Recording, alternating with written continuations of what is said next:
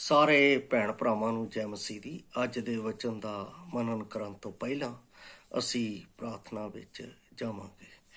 ਦਿਆਲੂ ਪ੍ਰਭੂ, ਅਸੀਂ ਤੇਰਾ ਧੰਨਵਾਦ, ਤੇਰੀ ਮਹਿਮਾ, ਤੇਰੀ ਵਡਿਆਈ, ਤੇਰੀ ਉਸਤਤ ਕਰਦੇ ਹਾਂ। ਅੱਜ ਦਾ ਦਿਨ ਆਪਨੇ ਦਿੱਤਾ ਹੈ। ਇਸ ਦਿਨ ਵਿੱਚ ਪਰਮੇਸ਼ਰ ਪਿਤਾ ਸਾਡੇ ਜੀਵਨਾਂ ਦੇ ਰਾਹੀਂ ਤੇਰਾ ਹੀ ਨਾਮ ਉੱਚਾ ਹੋਵੇ ਅਤੇ ਜੋ ਅਸੀਂ ਵਚਨ ਪੜ੍ਹਨ ਜਾ ਰਹੇ ਹਾਂ ਅਤੇ ਉਸ ਦਾ ਵਿਕਾਸ਼ਵਾ ਕਰਨ ਜਾ ਰਹੇ ਹਾਂ, ਉਸ ਦੇ ਉੱਤੇ ਤੇਰੀ ਪਰਮੇਸ਼ਰ ਪਿਤਾ ਅਗਵਾਈ ਦੇ ਨਾਲ ਸਾਡੇ ਜੀਵਨ ਦੇ ਵਿੱਚ ਆਤਮਿਕ ਉન્નਤੀ ਹੋ ਸਕੇ ਔਰ ਤੇਰੇ ਨਾਮ ਨੂੰ ਮਹਿਮਾ ਮਿਲੇ। ਪਰਮੇਸ਼ਰ ਪਿਤਾ, ਤੂੰ ਸਾਡੇ ਵਿੱਚ ਵਧੇ ਤੇ ਅਸੀਂ ਘਟੀਏ, ਅਜਿਹਾ ਹੋਣ ਦੇ ਲਈ ਮਦਦ ਕਰ। ਇਸ ਵਚਨ ਨੂੰ ਸੁਣਨ ਵਾਲੇ ਅਤੇ ਬੋਲਣ ਵਾਲੇ ਦੋਨਾਂ ਨੂੰ ਤੇਰੇ ਹੱਥਾਂ ਵਿੱਚ ਸੌਂਪ ਦਿੰਦੇ ਹਾਂ। ਇਹ ਬੇਨਤੀ ਮੁਕਤੀ ਦਾ ਤੇ ਪ੍ਰਭੂ ਯਿਸੂ ਮਸੀਹ ਦੇ ਪਵਿੱਤਰ ਤੇ ਸਮਰਥੀ ਨਾਮ ਵਿੱਚ ਮੰਗਦੇ ਹਾਂ, ਆਮੀਨ। ਪਿਆਰੇ ਅਜ਼ੀਜ਼, ਪਿਛਲੇ ਕੱਲ ਅਸੀਂ ਇਸ ਵਚਨ ਨੂੰ ਸਿੱਖ ਰਹੇ ਸੀ ਕਿ ਸਾਨੂੰ ਹਮੇਸ਼ਾ ਸਵਰਗ ਦੇ ਕੰਮਾਂ ਲਈ ਤਿਆਰ ਰਹਿਣਾ ਚਾਹੀਦਾ ਹੈ। ਸਾਨੂੰ ਹਮੇਸ਼ਾ ਸਵਰਗ ਦੇ ਕੰਮਾਂ ਦੇ ਲਈ ਤਿਆਰ ਰਹਿਣਾ ਚਾਹੀਦਾ। ਅੱਜ ਮੈਂ ਇਸ ਦੇ ਦੂਸਰੇ ਪਾਠ ਦੇ ਵਿੱਚ ਆਪ ਦੇ ਨਾਲ ਇਸ ਗੱਲ ਦੇ ਨਾਲ ਆਇਆ ਹਾਂ ਕਿ ਸਾਨੂੰ ਕਿਹਨਾਂ ਗੱਲਾਂ ਦੇ ਲਈ ਤਿਆਰ ਰਹਿਣਾ ਚਾਹੀਦਾ ਹੈ। ਕੱਲ ਮੈਂ ਆਪ ਨੂੰ ਤਿਮੋਥੀਅਸ ਦੇ ਦੂਸਰਾ ਤਿਮੋਥੀਅਸ ਉਸ ਦਾ 2 ਅਧਿਆਏ ਉਸ ਦੀ 21 ਆਇਤ ਦੇ ਵਿੱਚੋਂ ਮੈਂ ਇਸ ਦਾ ਆਪ ਦੇ ਨਾਲ ਵਰਣਨ ਕੀਤਾ ਸੀ ਕਿ ਪਰਮੇਸ਼ਵਰ ਨੇ ਸਾਨੂੰ ਇੱਕ ਅੱਛਾ ਭਾਂਡਾ ਬਣਾਇਆ ਹੈ ਔਰ ਇਹ ਭਾਂਡਾ ਸੰਸਾਰ ਦੇ ਕੰਮਾਂ ਤੋਂ ਅਤੇ ਸੰਸਾਰ ਦੀ ਗੰਦਗੀ ਤੋਂ ਅਤੇ ਸੰਸਾਰ ਦੀ ਝੂਠੀ ਸਿੱਖਿਆ ਤੋਂ ਦੂਰ ਰਹਿਣਾ ਚਾਹੀਦਾ ਹੈ, ਜਿਸ ਦੇ ਬਾਰੇ ਮੈਂ ਕੱਲ ਆਪ ਨੂੰ ਦੱਸ ਚੁੱਕਾ ਹਾਂ।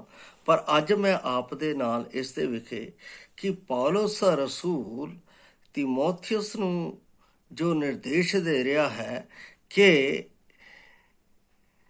ਉਹ ਆਦਰ ਦੇ ਕੰਮ ਲਈ ਪਵਿੱਤਰ ਕੀਤਾ ਹੋਇਆ, ਮਾਲਕ ਦੇ ਵਰਤਨਯੋਗ ਅਤੇ ਹਰੇਕ ਚੰਗੇ ਕੰਮ ਦੇ ਲਈ ਤਿਆਰ ਕੀਤਾ ਹੋਇਆ ਭਾਂਡਾ ਹੋਵੇਗਾ। ਹਰੇਕ ਚੰਗੇ ਕੰਮ ਲਈ ਤਿਆਰ ਕੀਤਾ ਹੋਇਆ ਭਾਂਡਾ ਹੋਵੇਗਾ। ਬਹੁਤ ਸਾਰੇ ਕੰਮ ਹੈ ਜਿਹੜੇ ਸਵਰਗੀ ਰਾਜ ਦੇ ਸਾਨੂੰ ਇਸ ਧਰਤੀ ਤੇ ਉੱਤੇ ਦਿੱਤੇ ਗਏ ਆ, ਜਿਸ ਦੇ ਨਾਲ ਅਸੀਂ ਆਪਣੇ ਆਪ ਨੂੰ ਹਮੇਸ਼ਾ ਤਿਆਰੀ ਦੇ ਵਿੱਚ ਰੱਖਣਾ ਹੈ ਔਰ ਤਿਆਰੀ ਦੇ ਨਾਲ ਕੰਮ ਕਰਦੇ ਰਹਿਣਾ ਹੈ, ਤਾਂ ਕਿ ਸਾਡੇ ਜੀਵਨ ਦੇ ਰਾਹੀਂ ਪਰਮੇਸ਼ਵਰ ਦਾ ਜੋ ਚਰਿੱਤਰ ਹੈ, ਜਿਸ ਪਰਮੇਸ਼ਵਰ ਨੇ ਸਾਨੂੰ ਬੁਲਾਇਆ ਹੈ, ਉਹ ਸਾਡੇ ਜੀਵਨ ਦੇ ਰਾਹੀਂ ਪ੍ਰਗਟ ਹੋਣਾ ਚਾਹੀਦਾ। ਜਿਸ ਤਰ੍ਹਾਂ ਪ੍ਰਭੂ ਯਿਸੂ ਮਸੀਹ ਇਸ ਦੁਨੀਆ ਦੇ ਵਿੱਚ ਆਏ, ਇਸ ਦੁਨੀਆ ਦੇ ਵਿੱਚ ਆ ਕੇ ਉਹਨਾਂ ਨੇ ਪਰਮੇਸ਼ਰ ਪਿਤਾ ਦੇ ਸੁਭਾਅ ਨੂੰ, ਪਰਮੇਸ਼ਰ ਪਿਤਾ ਦੇ ਪਿਆਰ ਨੂੰ, ਪਰਮੇਸ਼ਰ ਪਿਤਾ ਦੀ ਧਾਰਮਿਕਤਾ ਨੂੰ, ਪਰਮੇਸ਼ਰ ਪਿਤਾ ਦੀ ਸੱਚਾਈ ਨੂੰ, ਪਰਮੇਸ਼ਰ ਪਿਤਾ ਦੇ ਹਰ ਇੱਕ ਕਾਰਜ ਨੂੰ ਉਹਨਾਂ ਨੇ ਇਸ ਧਰਤੀ ਦੇ ਉੱਤੇ ਰਹਿ ਕੇ ਜੀਵਨ ਦੇ ਵਿੱਚ ਪ੍ਰਗਟ ਕੀਤਾ ਔਰ ਜਿਸ ਦੇ ਰਾਹੀਂ ਅਸੀਂ ਜਾਣਿਆ ਕਿ ਸਾਡਾ ਪਰਮੇਸ਼ਰ ਕਿੰਨਾ ਮਹਾਨ ਅਤੇ ਕਿੰਨਾ ਅਦਭੁਤ ਔਰ ਕਿੰਨਾ ਆਦਰ ਅਤੇ ਕਿੰਨਾ ਉਸਤਤ ਤੇ ਯੋਗ ਪਰਮੇਸ਼ਰ ਹੈ। ਮੈਂ ਇਸ ਗੱਲ ਨੂੰ ਇਸ ਤਰ੍ਹਾਂ ਪਾਇਆ ਹੈ ਕਿ ਬਾਈਬਲ ਸਾਨੂੰ ਇਸ ਗੱਲ ਦਾ ਨਿਰਦੇਸ਼ ਦਿੰਦੀ ਹੈ ਕਿ ਸਾਨੂੰ ਸਦਾ ਹਮੇਸ਼ਾ ਤਿਆਰੀ ਨਾਲ ਰਹਿਣਾ ਚਾਹੀਦਾ ਹੈ ਔਰ ਹਮੇਸ਼ਾ ਪਰਮੇਸ਼ਰ ਜਦੋਂ ਵੀ ਸਾਨੂੰ ਆਪਣੇ ਕਾਰਜਾਂ ਦੇ ਲਈ ਬੁਲਾਉਂਦਾ ਹੈ ਤਾਂ ਸਾਨੂੰ ਉਸ ਦੇ ਲਈ ਤਿਆਰ ਰਹਿਣ ਦੀ ਲੋੜ ਹੈ। ਚਾਹੇ ਕਿਹੋ ਜਿਹੀਆਂ ਪਰਿਸਥਿਤੀਆਂ ਹੋਣ, ਕਿਹੋ ਜਿਹੀ ਪਰਿਸਥਿਤੀਆਂ ਦੇ ਵਿੱਚ ਅਸੀਂ ਹੋਈਏ, ਪਰਮੇਸ਼ਰ ਸਾਨੂੰ ਆਪਣੇ ਕਾਰਜਾਂ ਦੇ ਲਈ ਬੁਲਾਉਂਦਾ ਹੈ। ਦੇਖਦੇ ਹਾਂ ਕਿ ਪੁਰਾਣੇ ਨਿਯਮ ਦੇ ਵਿੱਚ ਕਿਸ ਤਰ੍ਹਾਂ ਪਰਮੇਸ਼ਵਰ ਨੇ ਅਬਰਾਹਮ ਨੂੰ ਸੱਦਿਆ ਹੈ, ਕਿਸ ਤਰ੍ਹਾਂ ਉਸਨੇ ਯਾਕੂਬ ਨੂੰ ਸੱਦਿਆ, ਕਿਸ ਤਰ੍ਹਾਂ ਉਸਨੇ ਯੂਸਫ ਨੂੰ ਬੁਲਾਇਆ, ਕਿਸ ਤਰ੍ਹਾਂ ਸ਼ੈਮੂਅਲ ਆਇਆ ਹੈ। ਇਹ ਸਾਰੀਆਂ ਪਰਿਸਥਿਤੀਆਂ ਜਦੋਂ ਅਸੀਂ ਨਬੀਆਂ ਦੇ ਵੀ ਦੇਖਦੇ ਹਾਂ, ਜਦੋਂ ਉਹ ਰਾਜਿਆਂ ਨੂੰ ਸੰਦੇਸ਼ ਦੇਣ ਦੇ ਲਈ ਜਾਂਦੇ ਸੀ ਤਾਂ ਉਹ ਕਿਸ ਤਰ੍ਹਾਂ ਤਿਆਰ ਰਹਿੰਦੇ ਸੀ।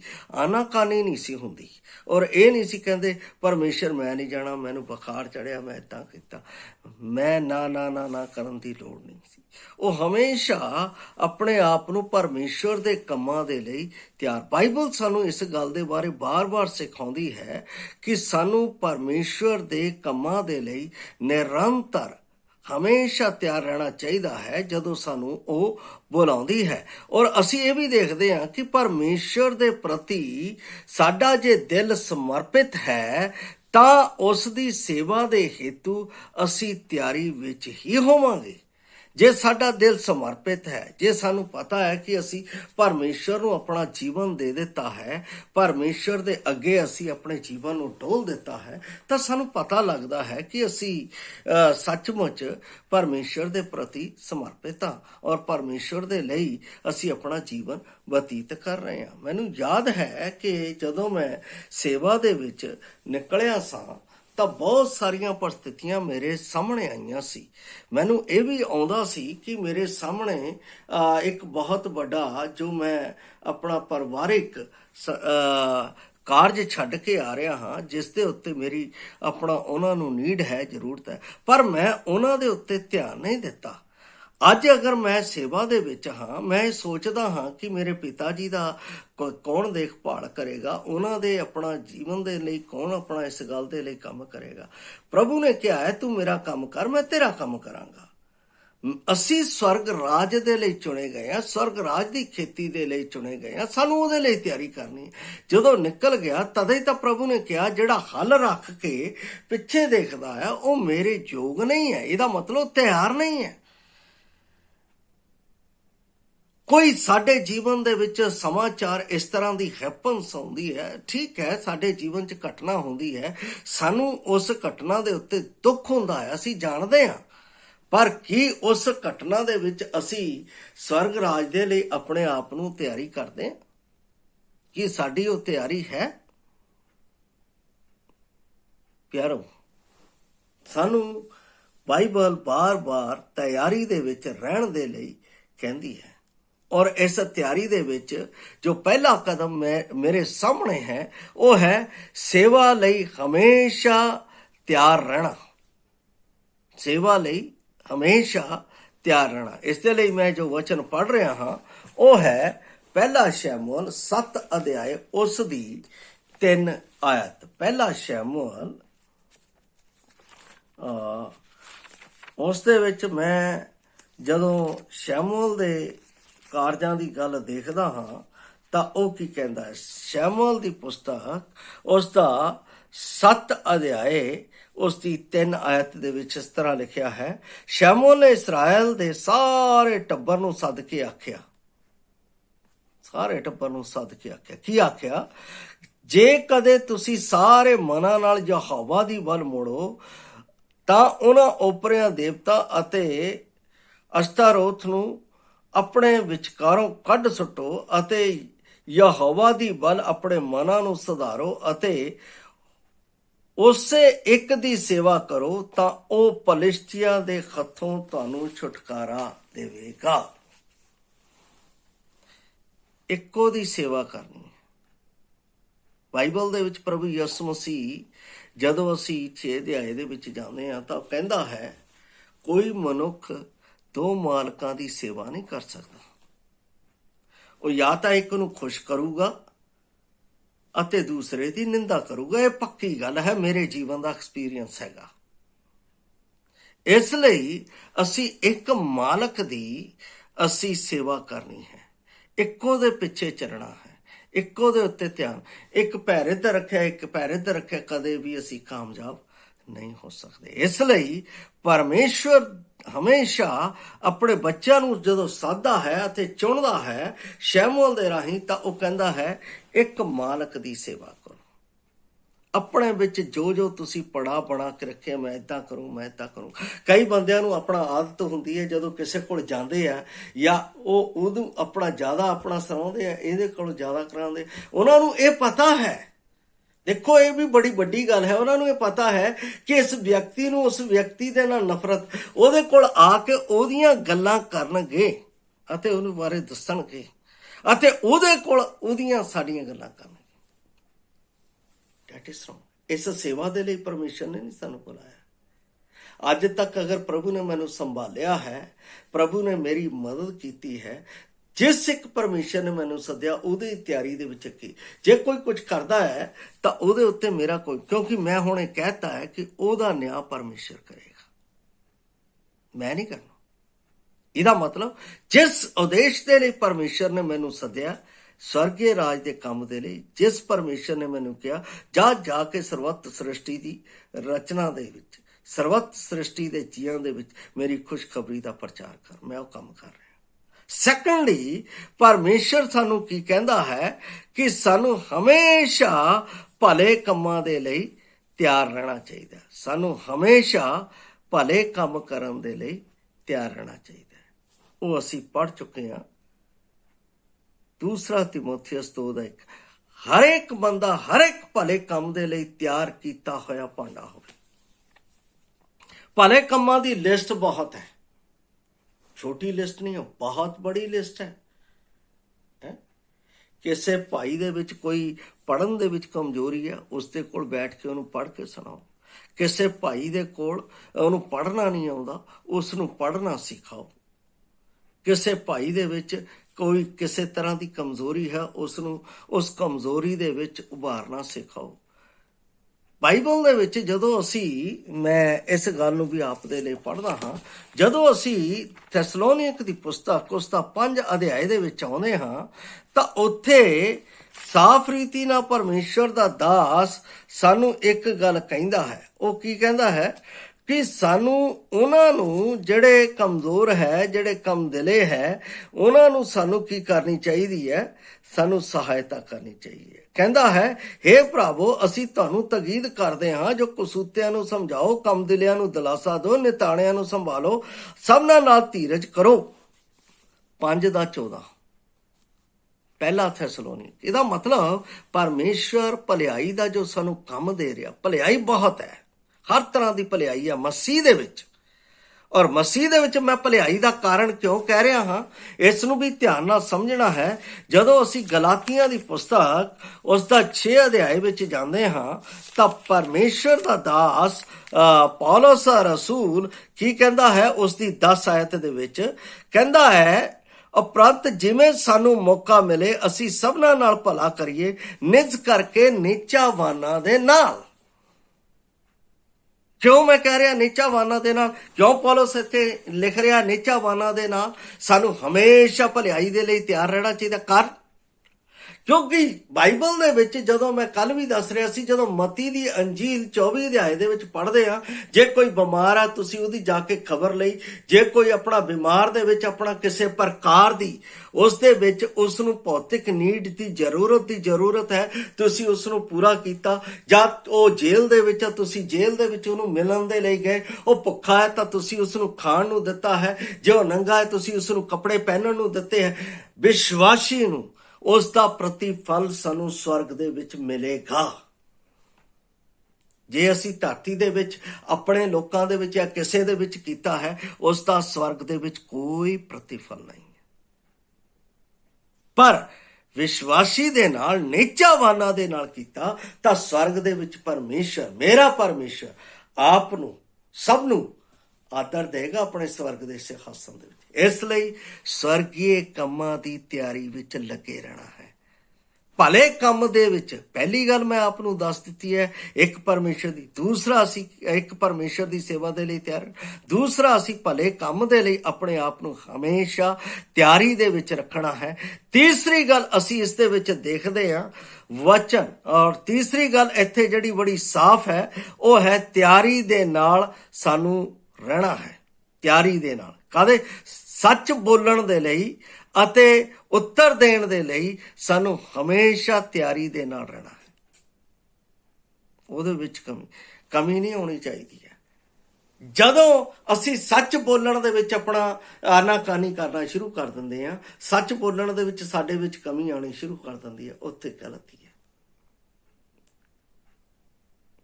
ਅਸੀਂ ਆਪਣੇ ਰੁਤਬੇ ਨੂੰ ਭਾਲਦੇ ਹਾਂ। ਮੈਂ ਸਮਝਦਾ ਹਾਂ ਹਰ ਇੱਕ ਵਿਅਕਤੀ ਦੇ ਵਿੱਚ ਆਪਣਾ ਇੱਕ ਰੁਤਬਾ ਉਹ ਭਾਲਣਾ ਚਾਹੁੰਦਾ। ਜੇ ਉਹ ਨਹੀਂ ਮਿਲਦਾ ਤਾਂ ਉੱਥੋਂ ਅੱਡ ਹੋ ਜਾਂਦਾ ਹੈ।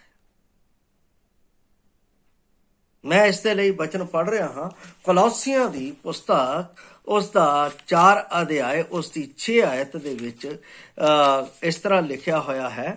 ਕਹਿੰਦਾ ਹੈ, ਤੁਹਾਡੀ ਗੱਲਬਾਤ ਸਦਾ ਕਿਰਪਾਮਈ ਅਤੇ ਸਲੋਣੀ ਹੋਵੇ, ਤਾਂ ਜੋ ਤੁਸੀਂ ਜਾਣੋ ਭਾਈ ਹਰੇਕ ਨੂੰ ਕਿਵੇਂ ਉੱਤਰ ਦੇਣਾ ਚਾਹੀਦਾ ਹੈ।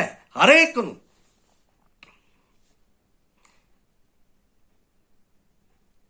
ਕਲੀਸਿਆ ਦੇ ਵਿੱਚ ਕਈ ਤਰ੍ਹਾਂ ਦੇ ਭਾਈ ਭੈਣ ਆਉਂਦੇ ਆ। ਅਸੀਂ ਉਹਨਾਂ ਨੂੰ ਕਿੱਦਾਂ ਸਮਝਾਉਣਾ ਹੈ, ਕਿੱਦਾਂ ਉੱਤਰ ਦੇਣਾ ਹੈ, ਇਹ ਪਤਾ ਹੋਣਾ ਚਾਹੀਦਾ। ਕਲੀਸਿਆ ਦੇ ਵਿੱਚ ਰਹਿੰਦਿਆਂ ਹੋਇਆ ਜਿੰਨੇ ਵੀ ਵਿਸ਼ਵਾਸੀ ਭਾਈ ਭੈਣ ਹੈ, ਉਹਨਾਂ ਦੇ ਵਿੱਚ ਕਦੇ ਵੀ ਕਿਸੇ ਗੱਲ ਦਾ ਫਰਕ ਨਹੀਂ ਹੋਣਾ ਚਾਹੀਦਾ। ਕਿਉਂ? ਕਿਉਂਕਿ ਉਹ ਇੱਕ ਲਹੂ ਦੇ ਨਾਲ ਮੁੱਲ ਖਰੀਦੇ ਗਏ ਆ। ਕਿਉਂ? ਇੱਕੋ ਹੀ ਪਰਮੇਸ਼ਵਰ ਨੇ ਉਹਨਾਂ ਦੇ ਲਈ ਇੱਕੋ ਵਾਰ ਰਹਿਣ ਕਲਵਰੀ ਕਰੂਸ ਦੇ ਉੱਤੇ ਉਹਨਾਂ ਦੇ ਪਾਪਾਂ ਦੇ ਲਈ ਚੁਕਾਇਆ ਹੈ, ਔਰ ਇੱਕੋ ਪਰਮੇਸ਼ਵਰ ਦੇ ਅਧੀਨ ਹੋ ਕੇ ਉਹ ਸੱਦੇ ਗਏ। ਉਹਦੇ ਵਿੱਚ ਕੋਈ ਫਰਕ ਨਹੀਂ। ਫਿਰ ਸਾਡੇ ਵਿੱਚ ਕਲੀਸਿਆ ਦੇ ਵਿੱਚ ਉਹ ਮਸੀਹ ਦੀ ਏਕਤਾ ਦਾ ਪ੍ਰੇਮ ਕਿਉਂ ਨਹੀਂ ਨਜ਼ਰ ਆਉਂਦਾ ਹੈ? ਅਸੀਂ ਉਸ ਏਕਤਾ ਦੇ ਪ੍ਰੇਮ ਦੇ ਲਈ, ਉਸ ਏਕਤਾ ਦੇ ਪ੍ਰੇਮ ਦੇ ਵਿੱਚ ਸੱਚ ਬੋਲਣ ਦੇ ਲਈ, ਏਕਤਾ ਦੇ ਪ੍ਰੇਮ ਦੇ ਵਿੱਚ ਸਹੀ ਅਗਵਾਈ ਕਰਨ ਦੇ ਲਈ ਕਿਉਂ ਤਿਆਰ ਨਹੀਂ ਹੁੰਦੇ? ਅਸੀਂ ਉਹੀ ਪੁਰਾਣਾ ਸੁਭਾਅ ਜੋ ਸਾਡੇ ਜੀਵਨਾਂ ਦੇ ਵਿੱਚ ਹੈ, ਅਸੀਂ ਉਹੀ ਲੈ ਕੇ ਕਲੀਸਿਆ ਦੇ ਵਿੱਚ ਆਉਂਦੇ ਹਾਂ।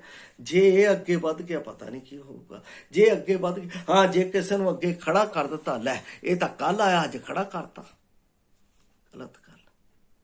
ਮਿਹਨਤ ਕਰੋ। ਦੇਖੋ, ਪੌਲੁਸ ਰਸੂਲ ਆਇਆ, ਪਤਰਸ ਅਤੇ ਬਾਕੀ ਜਿੰਨੇ ਵੀ ਲੋਕ ਸੀਗੇ, ਉਹਨਾਂ ਨੇ ਪ੍ਰਭੂ ਯਿਸੂ ਮਸੀਹ ਦੇ ਨਾਲ 3.5 ਸਾਲ ਬਤੀਤ ਕੀਤੇ। ਉਹਦੀ ਸੇਵਾ ਦੇ ਵਿੱਚ ਉਹਨਾਂ ਨੇ ਉਹਦੇ ਕੋਲੋਂ ਸਿੱਖਿਆ। ਪਰ ਪੌਲੁਸ ਰਸੂਲ ਬਾਅਦ ਦੇ ਵਿੱਚ ਆਇਆ, ਕਿੰਨਾ ਪਰਮੇਸ਼ਵਰ ਦੇ ਨੇੜੇ ਹੋ ਕੇ, ਔਰ ਕਿੰਨਾ ਉਹਨੇ ਪਰਮੇਸ਼ਵਰ ਦੇ ਕੋਲੋਂ ਪ੍ਰਕਾਸ਼ ਪ੍ਰਾਪਤ ਕੀਤਾ, ਮਿਹਨਤ ਕੀਤੀ। ਉਹ ਸਭਨਾਂ ਨੂੰ ਸਮਝਾਉਣ ਵਾਲਾ ਹੋ ਗਿਆ। ਅਸੀਂ ਜਦੋਂ ਪੜ੍ਹਦੇ, ਭੇਤ ਦੱਸਣ ਵਾਲਾ ਬਣ ਗਿਆ। ਅਜਿਹੇ ਭੇਤ ਜਿਹੜਾ ਕੋਈ ਦੱਸ ਨਹੀਂ ਸਕਦਾ, ਕਿੰਨਾ ਅੱਗੇ ਲੰਘ ਗਿਆ। ਔਰ ਉਸ ਦੀ ਪ੍ਰੇਰਤਾਈ ਦੇ ਉੱਤੇ ਅਸੀਂ ਦੇਖਦੇ ਹਾਂ ਕਈਆਂ ਨੇ ਸ਼ੱਕ ਕੀਤਾ। ਮੇਰੇ ਪਿਆਰੇ ਅਸੀਸ, ਤੁਸੀਂ ਮਿਹਨਤ ਕਰੋ, ਪ੍ਰਭੂ ਤੁਹਾਨੂੰ ਅੱਗੇ ਲੈ ਕੇ ਜਾਏਗਾ। ਉੱਥੇ ਕਿਸੇ ਦੇ ਉੱਤੇ ਜੈਲਸ, ਈਰਖਾ ਕਰਨ ਦੀ ਲੋੜ ਨਹੀਂ ਹੈ। ਜੈਲਸ ਨਾ ਕਰੋ, ਜੀਲ ਆਪਣੇ ਅੰਦਰ ਰੱਖੋ। ਪ੍ਰਭੂ ਦੀ ਜੀਲ ਮਤਲਬ ਅਣਖ। ਪ੍ਰਭੂ ਪਰਮੇਸ਼ਰ ਦੇ ਪ੍ਰਤੀ ਅਣਖੀ ਸੀ। ਸਾਨੂੰ ਪਰਮੇਸ਼ਰ ਦੇ ਪ੍ਰਤੀ ਅਣਖੀ ਹੋਣਾ ਹੈ, ਨਾ ਕਿ ਆਪਣੇ ਭੈਣ ਭਰਾਵਾਂ ਦੇ ਪ੍ਰਤੀ। ਅਸੀਂ ਕਹਿੰਦੇ ਹਾਂ ਸਾਡੇ ਵਿੱਚ ਮਸੀਹ ਵਸਦਾ, ਫਿਰ ਤਾਂ ਅਸੀਂ ਆਪਣੇ ਭੈਣ ਭਰਾਵਾਂ ਦੇ ਨਾਲ ਹੀ ਆਪਣਾ ਨਫ਼ਰਤ ਕਰਕੇ ਬੈਠੇ ਹਾਂ।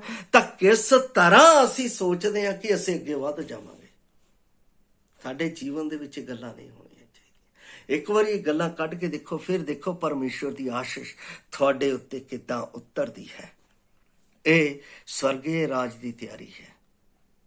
ਆਤਮਿਕ ਗੱਲਾਂ ਦੇ ਨਾਲ ਪਰਮੇਸ਼ਰ ਤੁਹਾਡੇ ਵਿੱਚ ਤਿਆਰੀ ਚਾਹੁੰਦਾ ਹੈ। ਉਹ ਇਹ ਨਹੀਂ ਚਾਹੁੰਦਾ। ਸਰੀਰ ਤਾਂ ਨਾਸ਼ਵਾਨ ਹੈ। ਪੌਲੁਸ ਰਸੂਲ ਕੀ ਕਹਿੰਦਾ ਹੈ? ਮੈਂ ਇੱਕ ਵਾਰੀ ਫੇਰ ਆਪ ਨੂੰ ਰੋਮੀਆਂ ਦੀ ਪੁਸਤਕ ਉਸ ਖੰਡ ਨੂੰ ਆਪ ਦੇ ਲਈ ਪੜ੍ਹਨਾ ਚਾਹੁੰਦਾ ਹਾਂ, ਜਿਸ ਦੇ ਵਿੱਚ ਪੌਲੁਸ ਰਸੂਲ ਸਰੀਰ ਦੀ ਸਾਧਨਾ ਦੇ ਉੱਤੇ ਸਵਾਲ ਚੁੱਕਦਾ ਹੈ। ਇੱਥੇ ਰੋਮੀਆਂ 13:14 ਦੇ ਵਿੱਚ ਲਿਖਿਆ ਹੈ, ਸਗੋਂ ਪ੍ਰਭੂ ਯਿਸੂ ਮਸੀਹ ਨੂੰ ਪਹਿਨ ਲਓ ਅਤੇ ਸਰੀਰ ਦੇ ਵਿਸ਼ਿਆਂ ਦੇ ਲਈ ਕੋਈ ਤਰੱਦਦ ਨਾ ਕਰੋ। ਉਹਦੇ ਵਿੱਚ ਕੋਈ ਲਾਭ ਨਹੀਂ। ਪ੍ਰਭੂ ਯਿਸੂ ਮਸੀਹ ਦੇ ਵਿੱਚ ਹਮੇਸ਼ਾ ਤਿਆਰ ਰਹਿਣਾ, ਉਹਦੇ ਕੰਮ ਦੇ ਵਿੱਚ ਤਿਆਰੀ ਕਰਨੀ, ਉਸ ਦਾ ਪ੍ਰਤੀਫਲ ਹੈ। ਇਸ ਲਈ ਸੱਚ ਬੋਲਣ ਦੇ ਲਈ ਅਤੇ ਸੱਚਾਈ ਦੇ ਮਗਰ ਚੱਲਣ ਦੇ ਲਈ ਹਮੇਸ਼ਾ ਤਿਆਰ। ਡਰ ਨਹੀਂ ਹੋਣਾ ਚਾਹੀਦਾ। ਸਰੀਰ ਅੱਜ ਹੈ, ਕੱਲ ਮਿਟ ਜਾਣਾ ਹੈ, ਲੇਕਿਨ ਜੋ ਹਿਦਾਇਤਾਂ, ਉਸ ਹਿਦਾਇਤਾਂ ਦਾ ਪਾਲਣ ਕਰਨਾ ਹੈ। ਇਹ ਬਾਈਬਲ ਸਿਖਾਉਂਦੀ ਹੈ। ਔਰ ਉਸ ਤੋਂ ਬਾਅਦ ਅਸੀਂ ਚੌਥੀ ਗੱਲ ਆਪਣੇ ਜੀਵਨ ਦੇ ਵਿੱਚ ਦੇਖਦੇ ਹਾਂ, ਸਾਨੂੰ ਹਮੇਸ਼ਾ ਇਸ ਗੱਲ ਦੇ ਵਿੱਚ ਤਿਆਰੀ ਦੇ ਨਾਲ ਰੱਖਣਾ ਚਾਹੀਦਾ। ਉਹ ਹੈ ਪਹਿਲਾ ਪਤਰਸ 3:15। ਮੈਂ ਫੇਰ ਆਪ ਦੇ ਲਈ ਪੜ੍ਹ ਰਿਹਾ ਹਾਂ। ਇਹਦੇ ਵਿੱਚ ਵੀ ਬੜੀ ਸੱਚਾਈ ਪਰਮੇਸ਼ਵਰ ਸਾਡੇ ਨਾਲ ਪ੍ਰਗਟ ਕਰ ਰਿਹਾ ਹੈ। ਇੱਥੇ ਲਿਖਿਆ ਹੈ ਕਿ ਸਗੋਂ ਮਸੀਹ ਨੂੰ ਪ੍ਰਭੂ ਕਰਕੇ ਆਪਣੇ ਹਿਰਦੇ ਵਿੱਚ ਪਵਿੱਤਰ ਮੰਨੋ, ਅਤੇ ਜਿਹੜੀ ਤੁਹਾਨੂੰ ਆਸ ਹੈ, ਤੁਸੀਂ ਹਰੇਕ ਨੂੰ ਜੋ ਤੁਹਾਡੇ ਕੋਲੋਂ ਉਹ ਦਾ ਕਾਰਨ ਪੁੱਛੇ ਤਾਂ ਉੱਤਰ ਦੇਣ ਨੂੰ ਸਦਾ ਤਿਆਰ ਰਹੋ।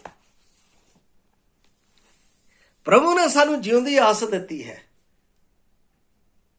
ਸਵਰਗ ਰਾਜ ਦੇ ਵਿੱਚ ਜਾਣ ਦੇ ਲਈ, ਉਸ ਦਾ ਉੱਤਰ ਦੇਣ ਦੇ ਲਈ ਹਮੇਸ਼ਾ। ਜੇ ਕੋਈ ਤੁਹਾਨੂੰ ਤੁਹਾਡੀ ਮੁਕਤੀ ਦੇ ਬਾਰੇ ਪੁੱਛੇ, ਤੁਹਾਡੇ ਕੋਲ ਆਉਣ ਦੇ ਬਾਰੇ ਕੋਈ ਗੱਲ ਕਰੇ। ਪਿਛਲੇ ਕੱਲ ਮੇਰੇ ਕੋਲ ਕੋਈ ਪਰਸਨ ਬੈਠਾ ਸੀ, ਮੈਂ ਉਹਦੇ ਨਾਲ ਪਰਮੇਸ਼ਰ ਦੇ ਵਚਨ ਦੀਆਂ ਗੱਲਾਂ ਕਰ ਰਿਹਾ ਸੀ ਅਤੇ ਉਸ ਨੂੰ ਮੈਂ ਆਪਣੇ ਜੀਵਨ ਦੇ ਬਾਰੇ ਦੱਸਿਆ।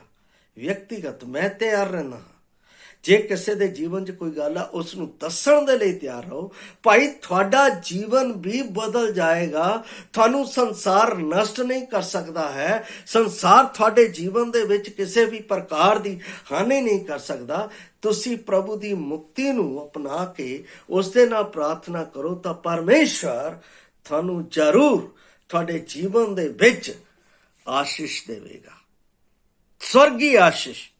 ਤੁਹਾਨੂੰ ਸੰਸਾਰ ਦੀ ਚਿੰਤਾ ਤੋਂ ਮੁਕਤ ਕਰ ਦੇਵੇਗਾ, ਤੁਹਾਨੂੰ ਸੰਸਾਰ ਦੀਆਂ ਬੁਰਾਈਆਂ ਤੋਂ ਅੱਡ ਕਰ ਦੇਵੇਗਾ, ਤੁਹਾਨੂੰ ਸੰਸਾਰ ਦੀਆਂ ਗੱਲਾਂ ਤੋਂ ਮੁਕਤ ਕਰ ਦੇਗਾ, ਤੁਹਾਨੂੰ ਸੰਸਾਰ ਦੇ ਵਿਚਾਰਾਂ ਤੋਂ ਮੁਕਤ ਕਰ ਦੇਗਾ। ਜਿਹੜੀਆਂ ਟੁੱਚੜ ਢਾਉਣ ਵਾਲੀਆਂ ਗੱਲਾਂ ਉਸ ਤੋਂ ਤੁਹਾਨੂੰ ਜਾਣੂ ਕਰਵਾ ਦੇਗਾ, ਔਰ ਜੋ ਤੁਹਾਡੇ ਜੀਵਨ ਦੇ ਵਿੱਚ ਕੋਈ ਨੁਕਸਾਨ ਦੀ ਗੱਲ ਕਰ ਰਿਹਾ ਹੈ ਉਸ ਦੇ ਪ੍ਰਤੀ ਉਹ ਤੁਹਾਨੂੰ ਅਗਵਾਈ ਕਰ ਦੇਗਾ। ਅਗਰ ਮੈਂ ਪ੍ਰਭੂ ਦੇ ਵਿੱਚ ਹਾਂ, ਅਗਰ ਮੈਂ ਪ੍ਰਭੂ ਦੇ ਵਿੱਚ ਚੱਲ ਰਿਹਾ ਹਾਂ, ਮੇਰੀ ਮੁਕਤੀ ਦੇ ਬਾਰੇ ਕੋਈ ਗੱਲ ਕਰ ਰਿਹਾ ਹੈ ਤਾਂ ਮੈਂ ਕਦੇ ਵੀ ਪਿੱਛੇ ਨਹੀਂ ਹਟਦਾ। ਮੇਰੇ ਕੋਲ ਕੋਈ ਵੀ ਵਿਅਕਤੀ ਆਉਂਦਾ ਹੈ, ਚਾਹੇ ਕੋਈ ਮੰਗਣ ਵਾਲਾ ਆਉਂਦਾ ਹੈ, ਚਾਹੇ ਕਿਸੇ ਤਰ੍ਹਾਂ ਦਾ ਬੰਦਾ ਆਉਂਦਾ ਹੈ, ਕਿਸੇ ਵੀ ਤਰ੍ਹਾਂ ਦਾ, ਉਹਨਾਂ ਨੂੰ ਮੈਂ ਗੌਸਪਲ ਦੱਸਣ ਤੋਂ, ਪ੍ਰਭੂ ਦਾ ਵਚਨ ਦੱਸਣ ਤੋਂ, ਆਪਣੀ ਗਵਾਹੀ ਦੱਸਣ ਤੋਂ ਮੈਂ ਕਦੇ ਪਿੱਛੇ ਨਹੀਂ, ਮੈਂ ਹਮੇਸ਼ਾ ਹੀ ਤਿਆਰ ਰਹਿੰਦਾ। ਚਾਹੇ ਮੈਂ ਕਿੱਦਾਂ ਵੀ ਹੋਵਾਂ। ਮੈਂ ਬਿਮਾਰੀ ਦੀ ਹਾਲਤ ਦੇ ਵਿੱਚ ਸੀ, ਮੇਰੇ ਕੋਲ ਜਿਹੜੇ ਵੀ ਭਾਈ ਭੈਣ ਖਬਰ ਲੈਣ ਦੇ ਲਈ ਆਉਂਦੇ ਸੀ, ਉਹਨਾਂ ਨੂੰ ਮੈਂ ਹਮੇਸ਼ਾ ਹੀ ਆਪਣੀ ਗਵਾਹੀ ਦੱਸਣ ਦੇ ਲਈ ਤਿਆਰ ਰਹਿੰਦਾ ਸੀ। ਮੈਂ ਉਹਨਾਂ ਨੂੰ ਦੱਸਦਾ ਸੀ। ਪਿਛਲੇ ਦਿਨਾਂ ਦੇ ਵਿੱਚ ਮੈਨੂੰ ਆਪਣਾ ਖਬਰ ਮਿਲੀ, ਸਾਡੇ ਇੱਕ ਭਾਈ ਬਹੁਤ ਜ਼ਿਆਦਾ ਬਿਮਾਰ ਹੋ ਗਏ। ਉਹਨਾਂ ਦੇ ਨਾਲ ਇਸ ਤਰ੍ਹਾਂ ਦੀ ਸਾਡੇ ਭਾਈ ਨੇ ਮੇਰੇ ਕੋਲ ਜਦੋਂ ਗੱਲ ਕੀਤੀ ਤਾਂ ਬਹੁਤ ਜ਼ਿਆਦਾ ਆਪਣੇ ਆਪ ਦੇ ਵਿੱਚ ਅਸਥਾਈ ਰੂਪ ਦੇ ਨਾਲ ਮਹਿਸੂਸ ਕਰ ਰਹੇ ਸੀਗੇ। ਜਦੋਂ ਅਸੀਂ ਸਰੀਰਕ ਹੁੰਦੇ ਹਾਂ, ਅਸੀਂ ਆਪਣੇ ਆਪ ਨੂੰ ਕਮਜ਼ੋਰ ਮਹਿਸੂਸ ਕਰਦੇ ਹਾਂ। ਤਦ ਮੈਂ ਰਾਤ ਬਹਿ ਕੇ ਉਸ ਭਾਈ ਦੇ ਲਈ ਪ੍ਰਾਰਥਨਾ ਕੀਤੀ। ਹਜੇ ਮੈਂ ਕਮਜ਼ੋਰ ਸੀ, ਮੈਨੂੰ ਝਟਕ ਆਪਣਾ ਜਿੱਦਾਂ ਹੀ 8 ਵਜੇ 9 ਵਜੇ ਮੈਂ ਥੱਲੇ ਡਿੱਗ ਜਾਂਦਾ, ਮੈਨੂੰ ਨੀਂਦ ਆ ਜਾਂਦੀ ਹੈ। ਪਰ ਮੈਂ ਉਸ ਭਾਈ ਦੇ ਲਈ ਉਸ ਰਾਤ ਪ੍ਰਾਰਥਨਾ ਕੀਤੀ ਔਰ ਸਵੇਰੇ ਪ੍ਰਭੂ ਨੇ ਮੈਨੂੰ ਵਚਨ ਦੇ ਦਿੱਤਾ ਕਿ ਤੂੰ ਚਿੰਤਾ ਨਾ ਕਰ। ਔਰ ਉਸ ਤੋਂ ਬਾਅਦ ਪਰਮੇਸ਼ਰ ਨੇ ਮੈਨੂੰ ਇਹ ਕਹਿ ਦਿੱਤਾ, ਚਿੰਤਾ ਨਹੀਂ ਕਰਨੀ, ਉਹ ਘਰ ਆਏਗਾ। ਡੈਫੀਨੇਟਲੀ ਉਸ ਦਾ ਮੈਨੂੰ ਮੈਸੇਜ ਮਿਲ ਗਿਆ। ਇਹਦਾ ਮਤਲਬ ਜੇ ਅਸੀਂ ਸਵਰਗ ਰਾਜ ਦੇ ਲਈ ਤਿਆਰ ਰਹਿੰਦੇ ਹਾਂ ਤਾਂ ਪਰਮੇਸ਼ਰ ਸਾਡੀ ਮਦਦ ਦੇ ਲਈ ਤਿਆਰ ਰਹਿੰਦਾ ਹੈ। ਸਾਨੂੰ ਸਵਰਗ ਰਾਜ ਦੇ ਕੰਮਾਂ ਦੇ ਲਈ ਤਿਆਰ ਰਹਿਣਾ। ਮੈਂ ਅਗਲੇ ਕੱਲ ਫਿਰ ਆਪ ਦੇ ਨਾਲ ਇਸ ਵਚਨ ਦੇ ਨਾਲ ਮਿਲਾਂਗਾ। ਤਦ ਤੱਕ ਇਸ ਵਚਨ ਦੇ ਲਈ ਵਿਰਾਮ ਦਿੰਦਾ। ਸਾਰਿਆਂ ਨੂੰ ਜੈ ਮਸੀਹ ਦੀ। ਮਾਰਾਨਾਥਾ।